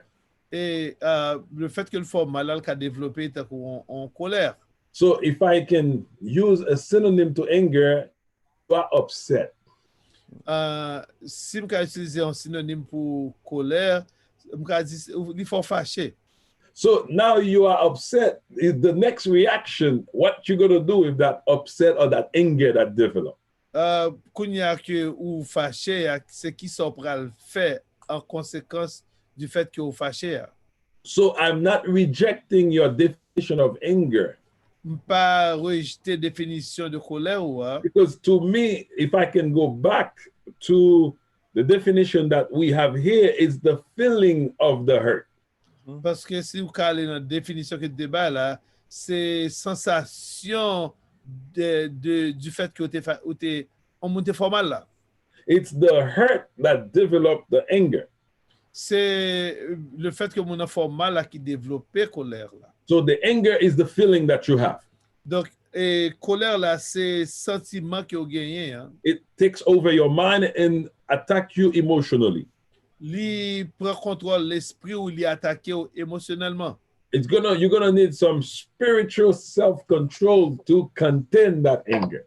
Ou a besoin et contrôle de soi. Ou a besoin esprit bon Dieu aider au gain contrôle de soi pour pas agir sous colère là. Because it can turn into rage now. Parce que colère là sous pas contenu il va venir rage, il va tourner en rage. And then you can cause a lot of evil things from the anger. Et la cause un paquet de bagages qui mal qui découle de colère ça. So again, you can get upset for a minute, right, Paul? Une fois ou ka fâché pour une minute frère Paul. But it's what you're gonna do with that anger that caused the problem. Mais c'est ça pour le faire Jean ou pour aller et capitaliser sur colère là qui va causer problème là. And this is where spiritual self-control as a fruit of the spirit comes into play. Et c'est là le contrôle de soi comme le fruit de l'esprit pour le contrôle là.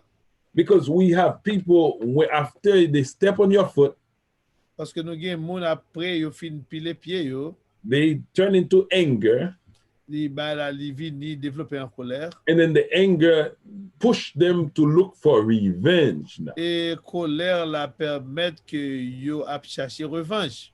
Then in their mind, they start sinning. Mais dans l'esprit yo commence à pécher. Because I'm not saying when you have that little anger for a few minutes that you did not sin. We human, we sin. Parce que pas dire que l'organe de colère ça dans l'esprit ou suspendre péché parce que c'est humain ou nous péché. Because for a minute here, your blood was pumping. Parce que pour une minute là, son te commence à pomper. So for a few seconds, you're asking, what should I do to this man who stepped on my foot? Pour quelques minutes là, on va demander qui ça me fait moun ça en retour pour ça te fait me les pieds non. So maybe the spiritual self-control is holding you back from acting on that sin. Peut-être le contrôle de soi spirituel que vous gagnez li kembe ou pour pas agir sous ça moun sous péché. But for a minute there, you start sinning. Mais pour quelques minutes vous commencez à pécher. We have some follow-ups on from our conversation here right now. Nous avons suivi de conversation nous hein. Okay, so I'm going to read one comment from Sister Danny Pierre. She's joining us from Florida. That's actually my older sister, so I did. Nous avons un commentaire de Sœur Danny Pierre qui Florida, c'est sœur moi en réalité. She said, sin begins in the heart. It's not only if you act on it, but are you harboring it in your heart? So that's her comment. That's good to know. And then we have a question from Sister Jermaine. Let me translate that first. Mm-hmm, Sœur Danny Pierre dit que ça péché commence dans le cœur ou même si on pas agir sur lui, mais c'est ça fait avec lui. Et nous avons l'autre. Before you get to Sister German, I like that. Mm-hmm. And this is why when I said you sin there for a minute. You are a sinner for a minute there when the anger fill you up. Et ça, moi, te dit, moi, aimé ça parce que ça me dit que au péché pour une minute, là, leur colère là commence à développer dans le cœur. So again, as your sister says, it starts from the heart. Comme si sœur là te dit, il commence dans le cœur. It's not when you pause the action. That's what Jesus says. C'est pas l'heure où fait action, hein. So it starts in the heart, in your thoughts. Il commence dans le cœur, dans l'esprit ou dans la pensée ou. Because you already feel you want to beat up that man or whoever did this. Parce que a senti ou t'as bimé non non. But hey, the self-control is holding you back. Mais contrôle de soi, il kembe ou derrière pour pas faire ça. So again, for a minute there, you still have to say, God, I'm sorry for that sin. Mais pour une minute, pour obligé de dire, bon Dieu, pour moi, de pardon mon péché, ça. Hey, God, I want to thank Sister Denny for helping me. Donc, pour remercier Sister Dani de ce que lui aide là. Okay, we have another question. I want to say there are several people engaging in the chat, so I just want to say thank you to all the people engaging in the chat. Nous remercions tout le monde qui est engagé dans le chat là. Nous disons merci. Our sister Jermaine has a question also. So Okay. Germaine, une question tout. She says, does God not get angry? Or what about when Jesus was upset for them selling goods in the temple? Was he not angry? Or what emotion was that? Est-ce que bon Dieu par contre fâché tout et ça ne passait de réaction Jésus-Christ le te bimé vendeur qui dans le temple yo. Donc ça nous passait de ça. Est-ce que what's the last part of the question, Brother Paul? I forgot. Sorry. Was he not angry, or what emotion was that? If it wasn't anger, then what emotion was Est-ce that? que c'est bon Jésus-Christ pas fâché là il te fait ça? Si c'est pas fâché, qui qualité émotion ça te? Okay, thank you, Sister German. There were several occasions in the Old Testament and New Testament where it says God's anger burned. Il y a plusieurs instances dans l'Ancien Testament côté yo dit que colère bon Dieu t'a brûlé, bon Dieu t'a brûlé de colère. And they said he's burning with anger. Et parole a dit que il était brûlé de colère. And sometimes they kind of soften the translation. They don't put that in there. Que de fois même moun k'ap traduit et passage ça yo un petit genre adouci et traduction pour pas mettre dans terme qui aussi dur. They just put anger, but they don't put burning with anger. Yo juste mettre colère mais pas juste mettre que brûlé de colère. Because the thing is, if we take anger as a sin, why is God angry? Parce que si nous prenons colère comme un bagage qui est un péché, pour qui ça bon Dieu fâché? And God never sins. Et bon Dieu pas jamais péché. So again, there is in the Bible, the theologians, it's one of the tension in the Bible that the theologians try to solve. C'est une tension dans la Bible que théologiens essaient de résoudre. So Sister German touched on a very critical point here. Saint Germain il touche un point qui est vraiment critique là. And it's a point that may even require Bible study in itself.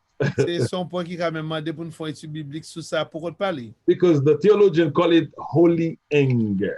Parce que théologiens y aurait leur colère sainte. So they said God is angry at the people of Israel. Ils disent bon Dieu fâché contre le peuple d'Israël. He's angry because they bring false gods in his presence. Li fâché de ce que yo vient avec faux Dieu dans présence li. He's angry because of idolatry. Li fâché à cause de idolâtrie peuple là. So again, God is angry many times to the people of Israel. Bon Dieu fâché en plusieurs fois avec peuple Israël. He punished them, he chastised them, he even chased them out of their country. Li puni yo, li châtie yo, li même chassé de pays yo. Because he's angry at them. Parce que li fâché avec yo. And the theologian calls that holy anger. Et théologien relève ça en sainte colère. So again, it will take a lot more. I'm just giving you a keyword theological term just to make sense of it. D'apprendre beaucoup plus d'explications, même juste en termes théologiques pour le faire sens pour vous-même. So it's the same thing that we look at Jesus chasing out the robbers and the people that were stealing people's money in the temple. C'est même bagaille ça que Jésus-Christ fait, il t'a chassé, nègre qui t'a et fait toute qualité bagaille ça dans le temple là. Jesus was angry. Jésus-Christ est fâché.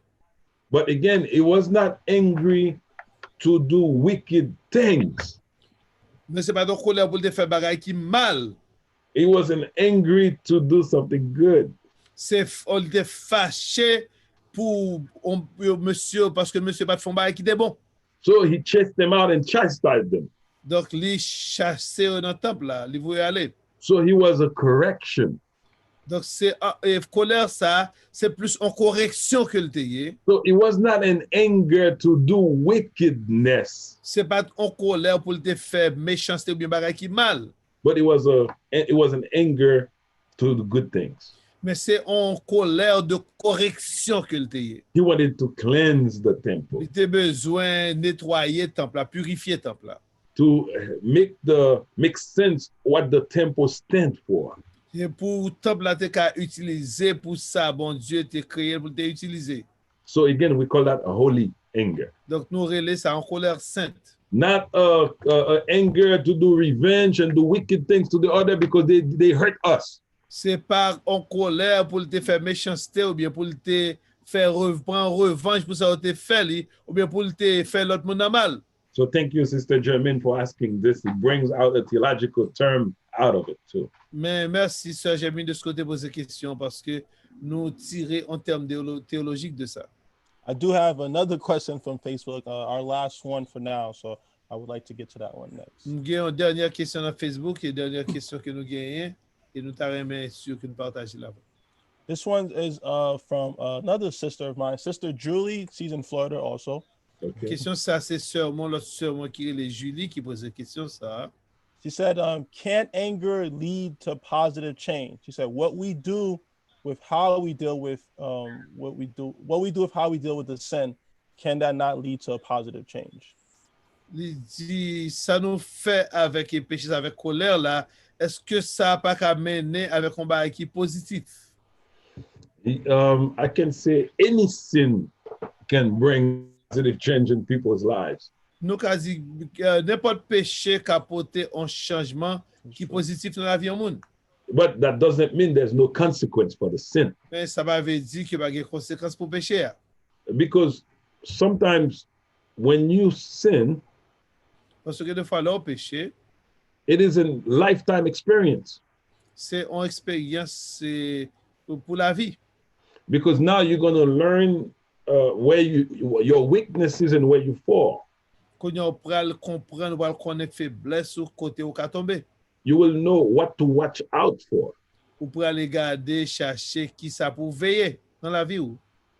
If I can go back again to Rebecca's sin, Si je retourne encore dans le péché Rebecca, to trick the husband Isaac for Jacob to get the birthright, qui était allé faire un truc, en ruse pour te voler droit de Esaü, it's a lifetime experience for her. son expérience de la vie, son expérience et que lui subit conséquences pour toute la ville. I know that she may mourn that sin until death. Nous connaissons que définitivement, il était crié à cause de péché ça pour toute reste ville. Because the beloved son is never sinned again in the sin until she died. Parce que jusqu'à ce que il mourit, il pas jamais petit préféré là encore. And the text remain in the Bible here as an example for us to follow. Et texte là dans la Bible, il était comme exemple pour nous suivre, dans la Bible pour nous suivre pour toute reste vie nous. Just the fact that we have that text, it's a positive thing here. Juste le fait que nous avons un texte, ça sont positif lié. So anger can, when you sin out of anger, Donc leur péché à cause de colère ou there's a negative side and a positive side. gagner un côté négatif, un côté positif. At least it helps you to continue to manage your self-control, you manage yourself.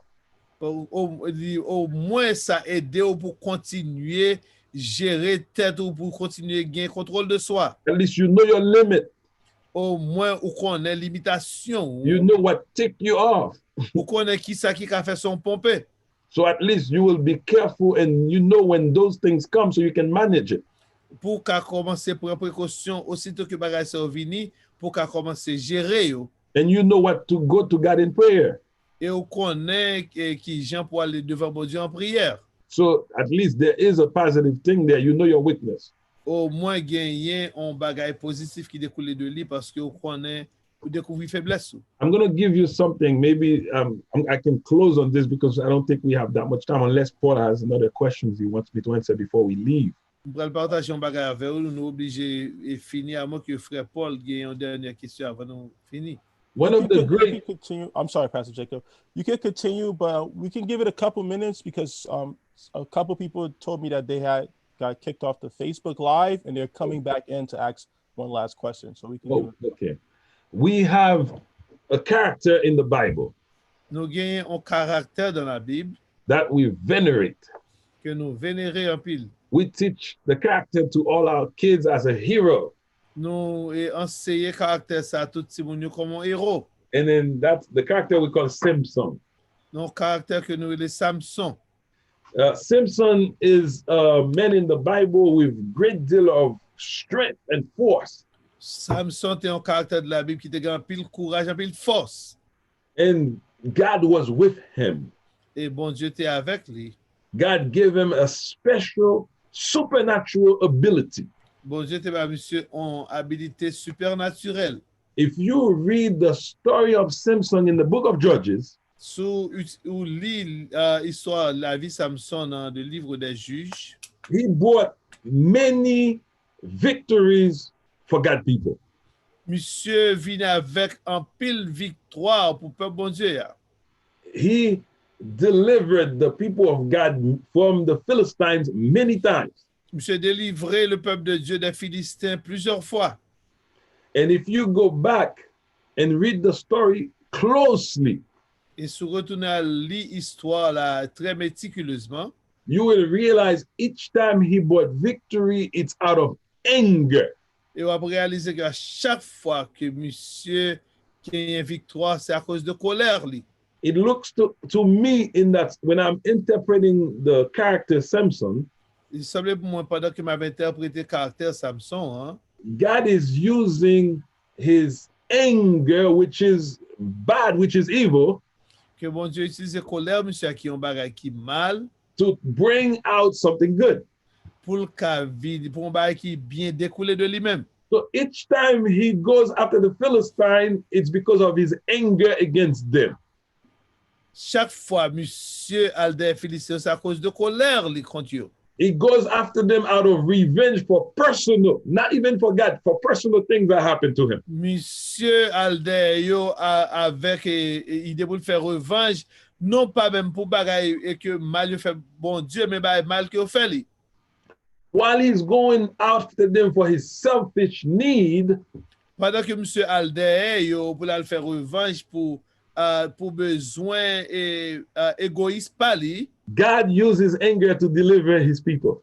bon Dieu utilise colère, monsieur, pour le délivrer peuple. This is beautiful. And then that's not a study of itself. So. Donc, ça sont belles bagages, ça sont l'autre étude pour en parler. Just to show you something good can come out of anger sometimes. Juste pour montrer un bagage qui bon, qui a sorti, qui a émané de colère de fois. In addition to ourselves that's learning from it. En addition avec le fait que nous apprenons de ça tout. In addition to know our limits. En addition du fait que ça permet de nous découvrir les limites. Nous. So anger is never good. La colère, c'est bon bagage qui j'aime bon. Unless it's a holy anger like God does. À moins que son colère qui sainte, même j'avais colère, mon Dieu. But it is tough for men to have holy anger. So Mais c'est réellement très difficile pour les hommes de gagner une colère qui sainte. right. So Paul, Yes, the question did come in. It could be our last one for tonight. okay. Question. Says this is from Sister Danny also. Says, how do we respond to Christians who tell us that the response to racism and oppression is to forgive and not get angry? Essentially, go ahead. I'm sorry. Qui j'ai pour nous répondre à chrétien qui dit nous que réponse avec racisme c'est pour nous juste pas pour ne pas gagner. Say that again, Brother Paul. Is to not get angry? Yes, it's to forgive and not get angry. Réponse nous t'a supposé bailler à racisme, c'est pour nous juste pardonner moun yo et ne pas fâcher. Essentially, turn the other cheek. Donc, en d'autres termes, juste c'est tourner l'autre joue. Bah, l'autre face figure nous peut cabanon souffler encore. It's a good one for you, Pastor Jacob. No, it's a big one too. But again, all of us who suffered racism, or even if we do not suffer racism and witness of people suffered racism, nous tous qui, même si nous pas subi racisme directement, mais qui sont témoins de racisme qui a passé, we know it is evil. nous connaissons pas méchant que lié. It causes hurt. Il cause en pile peine. It is very painful. Son bail qui est très pénible. And it causes us to be angry. Et il cause que nous fâchons. And if we continue with that anger, it's going to cause us to do things we're not supposed to do. Et si nous continuons la colère, ça allait permettre que nous fassions bagaille pas supposé faire. So again, this is very important to understand how to do self-control during a time like this. Donc, c'est réellement important pour nous connaître qui gens pour nous développer contrôle de soi dans le moment même avec moment ça. Racism is never right. Racisme c'est bon bah qui j'aime droit, qui j'aime juste. It is evil. Son bah qui méchant. So again, but we cannot, if we turn around and put our response in anger and rage, mais si réponse nous à racisme, c'est colère avec rage, we're doing the same thing they're doing. n'a fait exactement même bail qu'il a faire. So we cannot fall into that trap. Nous pas qu'à tomber dans piège ça. I'm not asking to quickly turn the other cheek. M'bamando pour baler l'autre jour. Yeah, because when Jesus was talking is to tell us sometimes not to take the matter into our own hands. Mais le Jésus-Christ a parlé pour dire pour nous pas prendre revanche. It was not a physical thing when he talk about turning the cheek. Ça te dit, bah yo l'autre bon figure, c'est pas bagay physique li te. Because when Jesus received a slap from those people as they bring him to the cross, parce que l'autre t'a mené dans la croix, il te frappé, il te ballon soufflette. He turned around and says, "What did I do to deserve this?" Il te viré, il dit qui ça me fait pour mériter ça. He did not turn the other cheek. Il pas juste viré l'autre bon figure pour te ballon soufflette encore. He could have stopped them slapping them, but because he was making a sacrifice for us, he accepted to endure it. Il était qu'à juste retourner soufflette là, mais puisque il tapé et il était allé sur la croix pour mourir pour nous-mêmes, il était juste enduré ça. So again, Jesus asked, "What did I do to deserve this?" Jésus-Christ pas viré l'autre bon figure pour te ballon l'autre soufflette, il dit qui ça me fait pour mériter ça. So this is why when we suffered racism, et ça fait le nous a souffrir à cause de racisme. It is okay to become an activist. Donc, il est OK pour nous devenir activiste. It is okay to fight against racism. Il est OK pour nous goumer contre racisme. So if we are angry because of racism, we should turn our anger to a good thing here. Si nous fâchés à cause de nous subir racisme, nous changer colère nous en bas qui positif. And then we can use our self-control and not doing exactly the same thing they did. Et nous qu'à utiliser contrôle de soi pour ne pas faire même bagaille que fait. Because the Bible asks us not to pay evil to evil. Parce que la Bible dit pour ne pas rendre le mal contre le mal. So since they do evil, then we have to turn around and do something good. Puisque font bagaille qui mal, on bagaille qui méchant, nous obligés nous-mêmes font bagaille qui bien. So we should fight to change some of the laws. Nous obligés goumer pour nous changer quelques dans loi yo. We should fight to change the mindset of our society. Nous obligés goumer pour nous changer façon de penser société nous. We should fight for all of us to get along together. Nous cacher goumer pour nous tous nous vivre en paix ensemble l'un avec l'autre. But just being angry and put fire, destroy everything is not going to help change the situation. Mais juste pour nous fâcher et mettre du feu dans toute bagaille, c'est pas une solution à problème non. Yeah, we have to find a better solution. Nous obligés chercher une autre solution, une meilleure solution. So I hope I answered the question. Donc moi souhaitais que me répondre question hein. Maybe we can engage more next week into more debate here. Peut-être la semaine prochaine si Dieu veut nous engager plus dans plus de débat. Because we're just getting started with this topic here. Parce que nous juste à commencer avec topic ça. If I can quickly share the screen with you here. Si je peux partager très rapidement écran avec vous, Today we spend a little time on hurt and anger. je veux nous passons un petit temps dans peine avec colère. Next week we're going to spend time in grudges, bitterness, and rage. Semaine prochaine, si on va parler de kembe moun nan cœur de amertume avec rage. And then the third week we're going to talk about apology and forgiveness. Et troisième semaine, nous allons parler de excuses avec pardon. So stay connected with us here Restez connectés avec nous and share it with your friends so they can participate. et partagez ça avec les amis de façon à participer avec nous. So thank you. I hope for you to follow along with us next week. Merci en pile de tout de ce que tu es avec nous. Nous souhaitons que nous tous continuions à suivre avec nous la semaine si Dieu veut. Brother Paul, it's all on you now. Paul, tout le monde. Thank you, Pastor Jacob. This was a great topic once again, and thank you to everyone who engaged and communicated with us tonight. Merci, Pasteur Jacob. C'était un gros, bel topic, et merci pour tout le monde qui était avec nous, qui était engagé avec toi, soir. As Pastor Jacob mentioned, we will be continuing along with this topics the next 2 weeks. Comme Pasteur Jacob mentionné, on va continuer avec topic ça yo dans 2 semaines qui viennent yo. And then we will be moving on to something else. Nous pourrons aller entrer dans l'autre topic. So please be ready and join us next week at 7 p.m. on Friday night. S'il vous plaît, rencontrer avec nous encore une fois à 7h et vendredi si Dieu veut. Have your questions ready and we will get to them throughout the entire night. Et c'est sûr que question yo paré et n'a pas poser question, n'a pas entrer dans question yo pendant toute soirée. And continue to share with your friends and family our YouTube page and our Facebook page. Et continuer à partager avec les amis, avec la famille, dans YouTube page nous, avec Facebook page nous. And those who are of the Charlotte Church, you can also join us on the prayer line as well. Et moun qui dans l'église là, ou ka toujours entrer avec nous dans ligne de prière Shiloh. Before we pray out to close tonight, I'm just going to turn it back over to Pastor Jacob and to Maestro Renee if they have any announcements for us. Avant nous aller nous terminer, n'a pas retourner micro à Pasteur Jacob avec Maestro René pour ceux qui annonce s'il vous plaît. I don't know if my story has a couple of things, but I can mention 2 things to you here. M'te mentionner 2 bagages avec vous. First thing, I want to encourage you to continue to participate at the 11 o'clock service every Sunday, that you can come in or participate online. Je vais encourager vous pour entrer avec nous chaque dimanche si Dieu veut, chaque dimanche à 11h dans le service qu'on a fait en direct.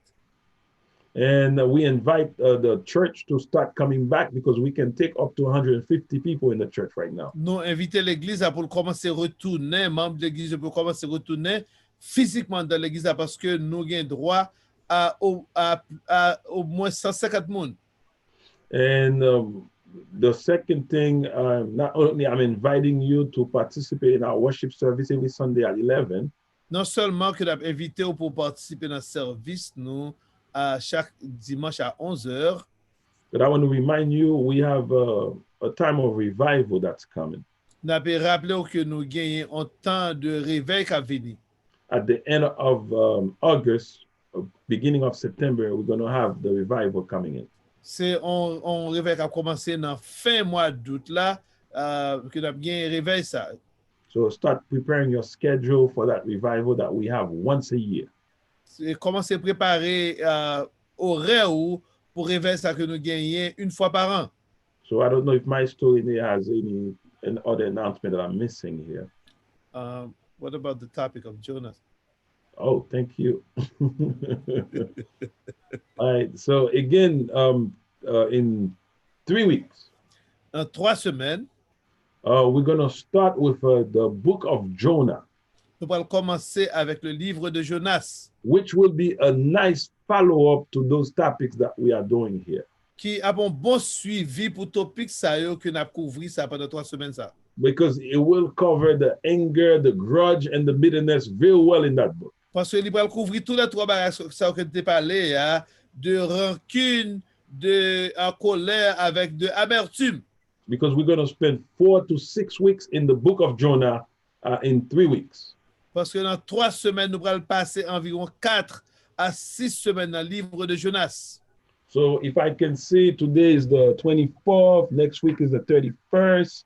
And then so Jonah will start August 14, I think. Nous avons commencé avec Jonas, nous croyons dans 14 août. So again, as of August 14, the book of Jonah will start. That's when we're going to really see what grudge can cause, what bitterness can cause into people's lives. À partir de 14 août, nous allons couvrir les Jonas soit pour conséquences, qui sa rancune, qui sa amertume, qui sa peine avec colère qu'a causé la carrément. And then we will cover. Thank you, Maestro Ine, for reminding us about that, what's coming in the future here. Oh, my pleasure. My pleasure. Okay, friends and family, we're going to pray out. So please close your eyes and bow your heads. Encore une fois, nous allons prier pour nous terminer. Baissez tous fermer les yeux. Lord God, we thank you for such a great time together spent studying your words. Papa, nous remercions pour un temps qui est aussi béni que nous avons gagné pour nous étudier parole. We thank you for Pastor Jacob's preparation and willingness to teach your people. Nous remercions pour préparation Pasteur Jacob et le fait qu'il est disposé pour enseigner peuple. And we thank you for using them as a vessel to help us all to learn more about you in this way. Et nous remercions de ce que utilisé comme un vaisseau pour aider nous à apprendre beaucoup plus chaque jour. We thank you for all of our friends and family who were able to join us tonight and engage with us. Nous prions pour tous les amis, nous remercions pour tous les amis avec famille nous qui ont eu l'opportunité d'entrer sous l'île et étudier ensemble avec nous. And we ask that you may help us to take what we've learned and apply it to our lives. Et nous demandons que vous aider nous prendre ça, nous étudier pour nous appliquer dans la vie nous. Help us to take the first step to communicate the hurt that someone else may have done to us.